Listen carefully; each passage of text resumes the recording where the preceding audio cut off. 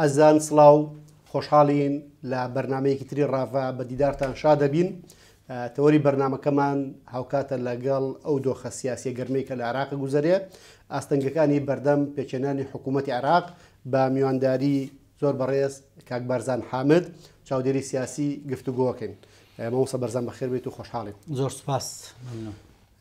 کاک بەرزان، تەوەری هەستیار و جێگە مشتومڕ لەسەر ئاستی میدیا و لەسەر ئاستی سیاسی لە کۆمەلگای عێراقا بەگشتی گفتوگۆی پێکێنانی حکوومەتی عێراق و ئەو ئەستەنگە جۆرا و جۆرانەیە کە بۆ پێکێنانی حکوومەتە و سەر ڕێخستنەوەی پرۆسی سیاسی لە عێراق گفتوگۆکرێەوە شرۆڤی جیاوازی لەسرە و بەرکەوتنەکان تا ڕادەیەک تیژ بوو نەتەوانێ. پێم خۆشە لەو پرسیارۆ دەست پێ بکەین کە ئەمڕۆ دادگای فیدراڵی بڕیاری دوورخستنەوە یەکێک لە کاندیدە بەهێزەکانی کوردیا کە بەڕێز و شار زێباریە ئەزمونێکی گەورەی هەیە لە بواری دیبلۆماسیەتە و کارکتەرێکی سیاسی کاریگەرە لەسەر ئاستی هەرێمی کوردستان و عێراق، بەڵام دادگای فیدراڵی بە هەنجەتێکی بەسیدیان بە هەنجەتێکی ناڕەوا لە پرۆسەی کاندیدبوونی بۆ پۆستی سەرۆکۆماری عێراق دوورخرایەوە. بۆچوونی جەنابەت چییە لەسەرەوەی کە دادگای فیدراڵی یان گەمە و کێشمەکە بۆ گەیشتووە کە هەوڵ بدرێت کاندیدە بەهێزەکان فیگەرە بەهێزەکان ئەو سەرکردە سیاسیانەی کە کاریگەری و ڕۆڵی گەورەیان هەیە لە ناو گەمی سیاسی لە عێراق هەوڵی دوورخستنەوەیان ئەدرێت؟ بەڵێ، زۆر سپاس بۆیە بۆ بینەرەکانتان. دیارە بابەتی عێراق ئەوەی کە جەنابەت دوێتت لە ئێستا مشتومڕی گەرمە بابەتی عێراق لە دروستبوونی دەوڵەتی عێراقەوە تا ئێستا کێشە و ململانمیە و کێشمی سیاسی وای کردووە کە هەمیشە ئەم وڵاتە و فۆکسی ئەعلامی ئەم وڵاتانی در ئاژانسە گەورەکانی هەواڵ لەسەر عێراق بێ، بەو پێ عێراق وڵاتێکە لە دروستبوونیەوە بە شێوەیەکی ناتەندروست ناتەبیعی لەدایکە بێ و ئەبێ بە دەوڵەت و ئەو دەوڵەتە جگە لەو چەند ساڵی کە لە ژێر سایی با بڵێن ڕژێمێکی دیکتاتۆری خوێنڕێژا بوو کە هەموو مافەکانی مرۆڤ و ئازادی سیاسی و ئازادی فەرەنگی و کەلتوریەکانی بە شێوازێک لە شێوازەکان تیاقەدەغە کرابوو. ینی ئەو قۆناغی لێ دەرکەی لە هیچ قۆناغێکی ترا نە پێشی ئەو وە نە دوای ئەویش ئەم حکوومەتەی کە ناوی حکوومەتی عێراقام دەوڵەتی کە ناوی دەوڵەتی عێراقا ئیستیقرار و سەقامگیری بەخۆیەوە نەبینیوە. ئەگەر بەڕێستان مێژووی نوێی عێراقی سیاسی بخوێنیتەوە، من دڵنیام لەوەی کە تێئەگەی کە ئەم وڵاتە هەمیشە بووەتە مەیدانێک بۆ یەکلاکردنەوەی کێشە و ململانێ سیاسیەکانی بەشێک لە دەوڵەتانی دەوروبەر یاخود زلهێزەکان و ئەو وڵاتانی کە لە سەرتاوە چاویان لەسەر سامان و لەسەر کانزا و لەسەر خاکەکەی بووە بۆ پێی کە خاوەن ڕێژەیەکی زۆرە لە نەوت و لە غازی سروشتی و لەو بابەتانی کە لە وڵاتان ئەمڕۆ پێویستیان پێێتی. بۆیە کاتێک کە وتمان باسی عێراقەکەین هیچ تووشی شۆک نابین کە ئەم وڵاتە هەمیشە لە قەیران و لە ململانێ و لە سیاسەتایە. کاتێکیش کە وڵاتێک بەم شێوەیە لە قەیران بوو، دام و دەستگاکانیشی دووچاری ئەو قەیرانە ئەبنەوە. ئەو موەسسەسانی کە پێویستن بڕیاری دروست سەبارەت بە هەر شتێک بدەن، وەک ئەو هێندەی وەکو کاردانەوەیە هێندە با بڵێن ڕۆڵەکان ڕۆڵێکی پیشیانە نییە. ئێمە بینیمان کاتێک کە لە ساڵی پارە پرۆسەی با بڵێن کوشتنی قاسم سلێمانی و مەهدی موهەندیس ڕووەدا، دواتر پەرلەمانی عێراق دێت بە بڕیارێک بڕیاری کردنە دەرەوە و چوونە دەرەوەی هێزە بیانیەکانی ینی ئەوەنەی دەوری ڕەتفیعلێ بینێ لەو کاتەیە،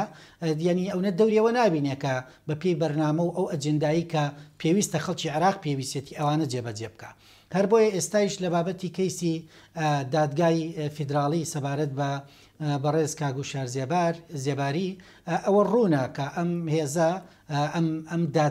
دادگایەکە بەدەر نییە لە کاریگەری سیاسی و لە کاریگەری مەزەبی و لەو کاریگەریانی کە بۆ ململانەی سیاسی ڕەنگە هێزێکی تریان تارێکی تر بەرامبەر بە نەتەوەیەک یاخود بەرامبەر بە کەسایەتێکی سیاسی یاخود بەرامبەر بە هێزێکی گرنگ و سیاسی کاریگەر لە کوردستانە کە پارتی دیموکراتی کوردستانە بیگرنەبەر. بۆیە جێگەی شۆک نییە و بابەتەکە بێ چۆن با بڵێن ئیقالەکردنی لە پەرلەمانی کوردستان لە کاتی خۆیدا بابەتێکی سرف سیاسی بوو و ڕنگدانەوەی یان با بڵێن کاردانەوەی ئەو دۆخەی ئەو کاتی عێراق بوو کە ڕیفراندۆم بە ئەنجام گەێنرابوو و هێزە سیاسیەکان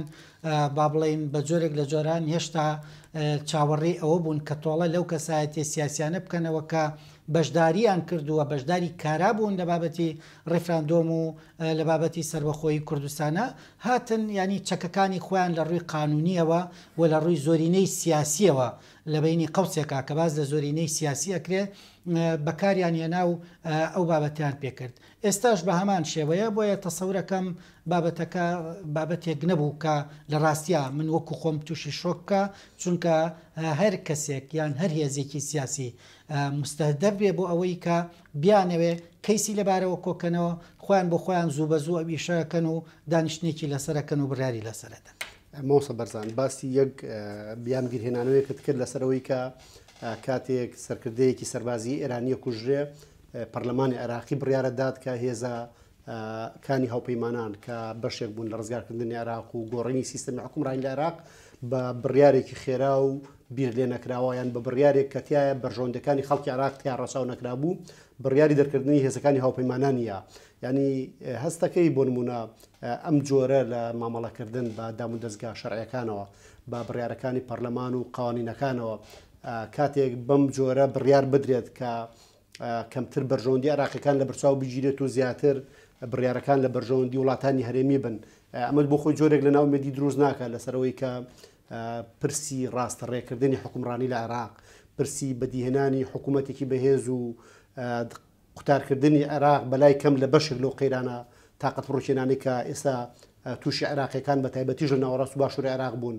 جۆرێک لە ناومێت بوون ناوێتمان ناکە. بەتەکیید خەڵکی عێراقیش ناومێت بووە خۆی بۆ خۆی هەڵبژاردنەکانی ئەم دوایەی مانگی دەی ساڵی ڕابردوو دەرخەری ئەوە بوو کە خەڵکی عێراق ناومێدە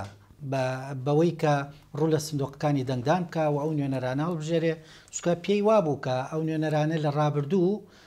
نەیانتوانیوە مێژوویەکی هێندە پرشنگدار پێشکەش بکەن یاخود بتوانن بە جۆرێک لە جۆرەکان دام و دەستگاکانی تەنفیزی لە وڵاتە بخەنە سەرکار بۆ ئەوەی تەواوی خزمەت گوزاریەکان و ڕێکارە ئیداریەکان کە خەڵک ڕێکەوێتە دام و دەستگاکانی حکوومەت بەڕێوە بچێ ئەمانیان هیچ بەڕاستی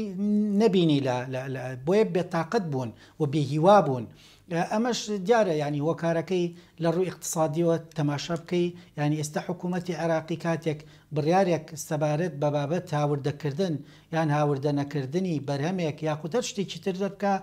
لە پێشینە ئەوەیە کە ئایا ئەم دەوڵەتەی دراوسێمان چەند زیادمەند دەبێت لەم بابەتە لەم بڕیاری کە دەریەکە ینی وەرە ئەمە ڕوویەکی اقتصادی و باز لەوە کرێت کە چەندەها پارە لە بودجەی ئەم وڵاتە سەرفەکرێ لە مەسەلەی هاتنی زیارەتکارە شیعەکان و چوزانم ئاسانکاری بۆیان و لە چەندین ڕووی تریشەوە ینی ئەم حاڵەتە هەیە بۆیە وڵات کە خاوەنی سیادە نەبوو و کە خاوەنی سەروەری نەبوو سەروەری بەمانە تەقلیدیەکەی ناکە تەنیا پاراستنی زەوی و ئاسمان و با بڵێن دەریا و سنوورەکان بێ سەروەری بۆ مانایی کە عێراقیەکان عێراقیانە بیر بکەنەوە و بڕیار و ڕاستپاردە و هەر شتێک کە دەریەکەن لە پێناوی بەرژەوەندی خەڵکی عێراق بێ بە پارێزگاکانی هەرێمی کوردستانیشەوە بەڵام ئێمە بۆ خۆمان لە ماوەی ڕابردوو دەرکەوتووە کە هێندەی ئەو حکوومەتانی کە دروست ئەبن لە ژێر فشاری دەرێکیان هێندە نەیانتوانیوە عێراقیانە نیشتیمانیانە بیر بکەنەوە و ئێستاشی لەگەڵا بێ زۆری و بەربڵاوی ئەو میلیشیانەی کە لە ناو شارەکانی عێراقا هەن ئێمە بینیمان کە لە میسان لە چەند ڕۆژی ڕابردووە ینی تەواوی شارەکە کەوتە نائارامی لەبەرەوەی دوو گروپی شیعی ینی توندوتیژیان بەرامبەر بە یەک نوان دەبوو ئەم حاڵەتانە و با بڵێن تونگتۆڵکردنەوەی با بڵێن هێزی سەربازی و هێزی ئەمنی و پاراستنی هاوڵاتیان و فراهەمکردنی خزمەتگوزاری بۆ خەڵک ئەمانە یەکێکە لەو دروشمانەی کە ئێستا با بڵێن سەدرەکان و هاوپەیمانەکانیان لە عێراقا کردوانە بە دروشم و ئەیانەوێ لانی کەم عێراق بخەنە سەر سکەیەک کە وەک جاران وەک حکوومەتەکانی پێشوو هێندە لە ژێر تەسیرات و کاریگەریەکانی دەوڵەتانی دەوروبەرانە بێ و بتوانێت لانی کەم بەشێک لەو خزمەت گوزاریانی کە پێشتر حکوومەتەکانی پێشوو نەیانتوانیوە دابینی بکەن ئەم بتوانێت دابینی کە کاک وەرزان دوای هەڵبژاردنەکانی دەی 2021 جوودێکی گەورە هەیە لەلایەن کۆمەڵە هێزی نیشتمانپەروەر لە عێراقەوە کە حکوومەتێک پێک بهێنرێ زیاتر عێراقی بێ و کەمتر لە ژێر ڕکێفی دەوڵەتانی ناوچەکەیان بێ زۆر جا قسێکی باوی شێکاڵێن لەسەر چارەنووسی عێراقیەکان بخۆیان دوایین کەسن کە بڕیارێن و قسەیان هەیە لەسەری ئەم لە دوای ئەم قسەیەوە یان لە دوای ئەم هەڵبژاردنەوە جوودێکی گەورە هەبوو کە حکوومەتێک پێک بهێنرێ بتوانێت بەشی لەو قێرانانە تێپەڕێنێ و عێراق بەرە و جۆرێک لە سەقامگیری بەرێ وەک ینی ئەو لە دەستدانی فۆرمی دەوڵەتی کە لە عێراقا هەیە جارێکتە بگەڕێتەوە بۆی کە لە عێراقا سەرۆکاتی کۆمار هەبێ پەرلەمان هەبێ حکوومەت هەبێ دەستگای ئەمنی هەبێ لە جیاتی میلیشیاکان و بەجۆر لە جۆرەکان ئەو داتەپین و داڕمانە گەورەی کە لە ڕووی ئابووری سیاسی کۆمەڵایەتی لە هەموو ڕوانگەکان و عێراقی تووشی جۆرێک لە داڕمانی ینی وەکو جۆرێک لە فەزیحە کردوتەوە چاوەڕوانەیەکە بوو کە حکوومەتێکی نوێ بێت و ئەم هێزانەی کاوپەیمانیان دروست کرده بوو گۆشەیەکی تازە بکەنەوە یان لاپەڕێکی تازە هەڵبنەوە بۆی کە ئاهێک بەبەر عێراقیەکانە بهێننەوە ئەو بڕیارانەی کە لەم ڕۆژانەیە بینیمان و ئەو جوهدەی کەی بینین کە هەوڵە درێ لە سەرپرسی سەرۆک کۆمار فۆکس بکرێت و بابەتەکە بەلاڕیا ببرێ ئەوە ینی وەکو وا تەماشای ناکە یان وای نابینیت کە ڕەنگە جارێکی تر ئەو سیاسەتی کە لە ساڵانی ڕابردوو هەبوو لەوەی کە عێراقی تووشی هەموو ئەو قەیرانانە کردووە بەردەوامی هەبێ بەتەیچیت بەردەوامیە بێت چونکە دروستکردنی حکوومەتی زۆرینە لە عێراقا ڕەنگە بتوانێت ساڵێک یان 6 مانگیان ئەوەندە بڕ بکە بەڵام دواتر لەبەرەوەی ئەم هێزانی تریش خاوەنی قاعدەی جەماوەرین بە پێی حەجمی خۆیان ڕەنگە حکوومەتەکە دووچاری هەندێک کێشەی مزاهرات و هەندێک بابەتی تر بکەن لە ناو شارەکانی خۆیانە بۆیە لە هەموو حاڵەتێکە ینی ئەو حکوومەتی زۆرینەیش بە تایبەتی لە ئەو پارێزگایانی کە با بڵێن سقل و قورسایی ئەو هێزە ئۆپۆزیسیۆنانی تایە ئەگەر هاتوو با بڵێن چوارچێوەی هەماهەنگی بەشداری پێنەکرێت لە حکوومەتە ئەوە نەتوانن فشار بۆ حکوومەت بێنن و چۆن بینیمان لە خولی پێشوو فشارەکانیان لەسەر عادل عەبدولمەهدی زەق کردەوە و ناچاری ئەوەیان کرد کە حکوومەتەکەی کابینەکەی هەڵوەشێنێتەوە کابینەیەکی نوێ بە سەرۆکایەتی مستەفا کازمی دروست بکرێ دیانی دوور نییە جارێکی تر هەر کەسێکی کە بێتەوە بە سەرۆکوەزیران هەمان سیناروێت دروست نەبێتەوە بۆیە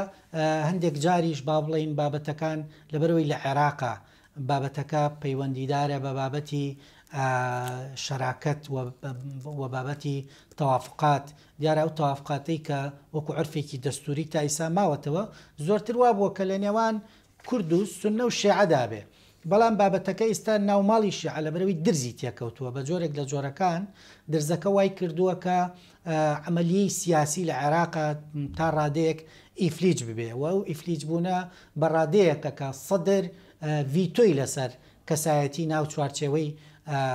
هەماهەنگیەیە کە بەشداری لە حکوومەتەکەی پێ بکە اونجا ئەوانیش لە 2003ەوە کە حکوومەتی عێراق ڕوخەوە لە 2005ەوە کە مەجلیسی حکم و دەستورە نووسرێتەوە ئەوانە عێراق ئەکەوێتە سەر با بڵێن سکەی ڕوخساری نەکسکە حەقیقەکەی خۆی بەوەی کە خاوەنی حکوومەت و ئەوانە بێ ئەمانە بە هەمیشەیی دەسەڵاتی تەنفیزی بوون ینی ڕۆڵیان هەبووە لە گەیشتنی عێراق بەم ئاستا بە چایکی و خراپیەوە بۆیە ئێستا قورسە بەلایەنەوە ئەوان دەوری ئۆپۆزیسیۆن ببینن و کارت و هێز و فشارەکەی ئەوان و دەوڵەتانی دەور و پشتیش تەنیا بۆ ئەوەیە کە ئەوان بەشداری پێ بکرێن لە بابەتی کابینەکەی با بڵێن بەرەی سەدر پارتی لەگەڵ سونەکانە یعنی ئەوان پیان خۆشەکە ئەم هێزەی کە ناوی چوارچەوەی هەمانگیە بەشدار بێ ئەوەشی کە تا ئێستا لە سەرزاری با بڵێن سەدر و ڕەوتی سەدرەوە باز لەسەرەوە کرێ بە تایبەتی مقتەدا سەدر بۆ خۆی کە چەند جار لە تویت و لە شوێنیکە باز لە حکوومەتێکی نەغەربی و نەشەرقی و ئەوانەیەکە و پێی وایەکە زۆرینەی نیشتیمانی ئەتوانێت عێراق لەم دۆخەی ئێستای دەرباز بکە. بەڵام دەربازکردنەکە و کووتمان ڕەنگە بۆ ماوەیەک بێت دواتر لەبەر ئەوەی کە من لە سەرەتای بەرنامەکەی بەڕێستا وتم عێراق وڵاتێکی سەقامگیر نەبووە، یعنی ناتوانانی تۆ بڵێ لە عێراقا سەقامگیری ساڵێک یان 2 ساڵ یان چەند ساڵێک ئەتوانرێت بڕ بکوە پێوەی دیار بێ. لەبەرەوە هەمیشە سیراع و ململانێ هەندێک جار ناوخۆیی و هەندێک جاری زۆرتریش دەرێکی ململانەکانی نێوان ئێران و ئەمریکا، ململانەکانی نێوان با بڵێن دەوڵەتانی عەرەبی لەگەڵ ئێران، ئەمانە خۆی بۆ خۆی تورکیا بە شێوازێکی تر و با ئەوەش بۆسێکە عێراق ئەم سێ پێکاتەی کە کورد و شیعە و سوننەیە بە درێژایی مێژوو ڕەنگە نەیانتوانی بێت لەبەرەوەی کە بە شێوازێک لە شێوازەکان وەک ئەمری واقع و وەک دیفاکتۆ هەڵبژێراون و یعنی دانراون کە پێکەوە لە عێراقی کابژین کە ئەم عێراقە لە ڕاستیە خواستی هەمووانی لەسەر نەبووە و کورد پرسی پێ نەکراوە کاتێک کە بڕیاری ئەوە دراوە کە ویلایەتی مووسڵ بچێتە سەر عێراق و ببێ بە بەشێک لە عێراق. ئەوانە هەمووی خۆی بۆ خۆی لە سایکۆلۆژیای تاکی عێراقیە هەمیشە لێ درێتە وجودیەیە لە هەر بڕیارێک کە پەرلەمان دەریەکات ڕەچاویەوە کرێ، هەر بڕیارێک کە ئەنجومەنی وەزیران بە جۆرێک لە جۆرەکان دەریەکان ڕەچاویەوە کرێت، سەرۆکایەتی کۆمار دیسان جارێکی تر هەر ڕەچاویەوە کرێ. بۆیە تۆ ناتوانانی عێراق بەراوردکە یان عێراق لە ڕێزی دەوڵەتی سەقامگیر و دەوڵەتی دامەزرا و دەوڵەتی خاوەن سیادە دابنی، چونکە ئەو سێشتا هیچ شتێکیان لە ناو عێراقا لە ئێستاە وجودی نییە. وەکووتمان موسەساتەکانی دام و دەستگاکانی چ تەنفیزیان تەشریعی و ئەوە دادگاییش کە بینیمان بە بڕیارەکەی ئەمڕۆیان هەموو لەژێر کاریگەرین و هەموو ئەو ئەجێندایانە جێبەجێەکەن کە لە دەرەوە بۆیان دێ و ناگەڕێنەوە بۆ ڕای خەڵکی عێراق لە کاتێکە ئەوانە بە تایبەتی ئەنجومەنی نوێنەرانەکەی کە هەڵبژێراوی خەڵکی عێراقن و مەفرۆزە بۆ هەر پرسێک بیر و بۆچوون و فیدباکی ئەو دەنگدەرانی خۆیان بزانن. بەڵام بەداخەوە ینی عێراق لە ماوەی نزیکە ناچێتە دۆخی سەقامگیری و هەمیشە پێم وایە کێشە و ململانەی و کێبڕچەکان لە نێوان پێکاتەکانە بەردەوامی هەیە. کاک بەرزان، ئەو عێراقی کە بم دۆخە خراپە کە جەنابەت باسیەکەیت و مێژوو لە دروستبوونی مێژوویەکەەوە باوەڕ دوایە کە نەیتوانیوە سەقامگیری دروستکە حکومڕانێکی ڕەشید بهێنێتە دی و عێراقیەکان هەست بە جۆرێک لە دڵنیایی بکەن. کورد چی بکا لێرایە؟ ئەگەر بۆ نمونە ئێستا سوننەکان جۆرێک لێک ڕیزیان هەیە، خاوەنی گوتارێکن و شیعەکان سەرباریەوەی کە کردبوونێک لە ماڵیانە هەیە، بەڵام بە حکمی زۆری نەبوونیان لە عێراقا ڕەنگە هێشتا پێگە و شوێنی خۆیانیان پاراستە بێ. مەلەفی کوردی، کارتی کوردی، پرۆژەی کوردی لە بەغداد بەتایبەت لەو ماوەی ڕابردوو بینیمان کە لە نێوان دوو هێزە سەرەکیەکەیە بەتایبەتی ژێکێتی نیشتمانی کوردستان زۆر پرسی سەرۆک کۆمار و پرسی پلەکانی زۆر زەق کردوانەیە. خوێنە تۆ چیە بۆی کە پرۆژەی کوردی و یەخستنەوەی نێوماڵی کوردی بەتایبەتی لەو سۆنگەیەوە گەرسێری بکەین لە دوای هەڵبژاردنەکانەوە پارتی پەرۆشی ئەوە بوو کە کورد پلانی هەبێ بە پرۆژەیەک بچێتە بەغداد و یەکدانگە گوتار بین بۆ مەبەستە سەردانی بارەگای یان قیادەی زۆرنی حیزبە سیاسیەکانی کرد. خوێنەوەی جەنابەت چیە لەوەی کە ئێستا لە دوای 4 مانگ دۆخی عێراق گەیشت و بەم بنبەستە و تا دێت فشارە ئەقلیمەکانیش زیاترە بێ بۆی کە جارێکتر عێراق نەکەوێتەوە سەرپێی خۆی و ئەو دۆخە خراپەی کە جەنابەت بە وردی باست کرد ڕەنگە بە زۆر لە زۆرەکان درێژەی هەبێ. کورد چی بکات؟ دیارە کورد ینی لەگەڵ بابەتی یەکڕێزی و یەکگرتووی و تەباییە مێژوویەکێ هەر کاتێک توانی بێتیان یەکگرتو تەبابن توانی بیانە زۆرترین دەستکەوت لە بەغدا بە تایبەتی تر لە دوای 2023ەوە ئەوە لەکە نووساتی نووسینەوەی دەستوری عێراقا بۆ کورد بەدەست بێنن. ینی بیرت نەچێ ئەوەی کە لە دەستورە بۆ کورد بەدیهاتووە کەم نییە و هەوڵەکەش هەوڵێکی با بڵێن دەستە جەمعی بوو و زیاتر ڕۆڵی جەنابی سەرۆک ماسعود بارزانی لەم بابەتە زۆر دیار بوو و هەندێک جار گەشتوە تاوەی کە کۆبوونەوەکانی جێهێشتووە و دواتر گەڕاونەتەوە بۆ لای بۆ ئەوەی کە ڕازی بکەن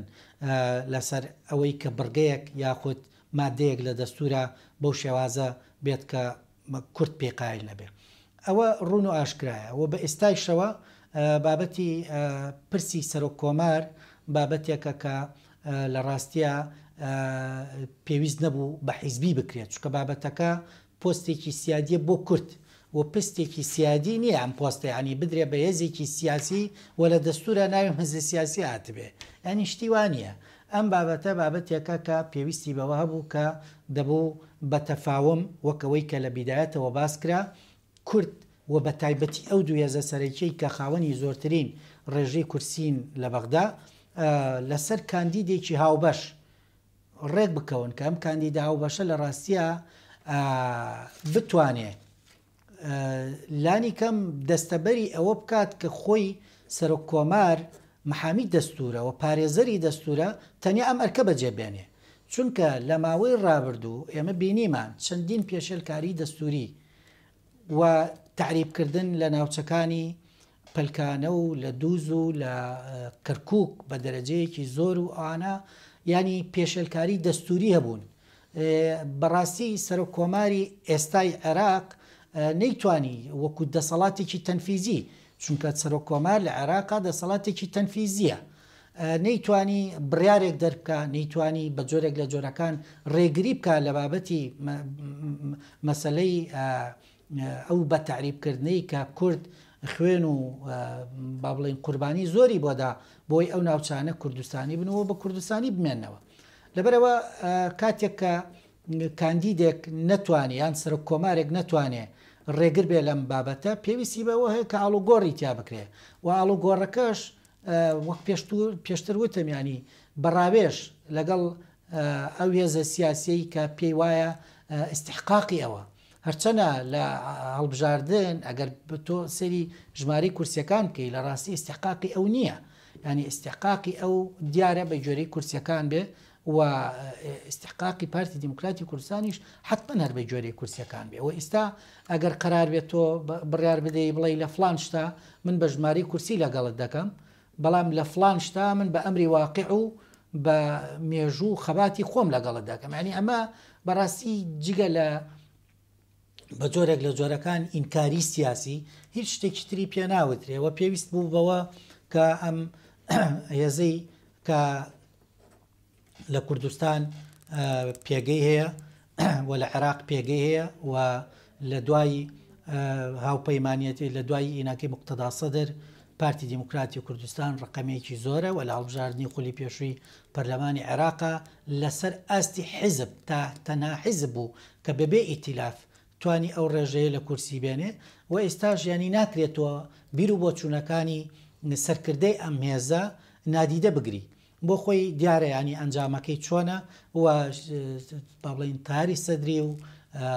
بەرەی سونەکانیش بۆ خۆیان ئێستا کە زۆرینەی پەرلەمانی پێکەێنن ئەو بڕیاریان داوە کە هەر کاندیدێک کە کاندیدی سەرۆکبارزانی نەبێ بە جۆرێک لە جۆرەکان ڕەنگە نەتوانێت لە پێشبڕچەی هەڵبژاردننی پۆستی سەرۆک کۆمار ئەبراوە بێت. کاک بەرزان بەرەو کۆتایی بەرنامەکەچین، بەڵام پێم خۆشە لەسەرەوە ئینکاریە سیاسی کە جەنابەت باسیەکەی و ئەوەی کە جۆرێک لە پەڵەبگرتن هەیە بەبێ گوێدان بە ژمارەی کورسیەکان بەبێ خوێندنەوەی پێگەی حیزبەکان و دەنگدەرەکانیان بەپێ گوێدان بۆی کە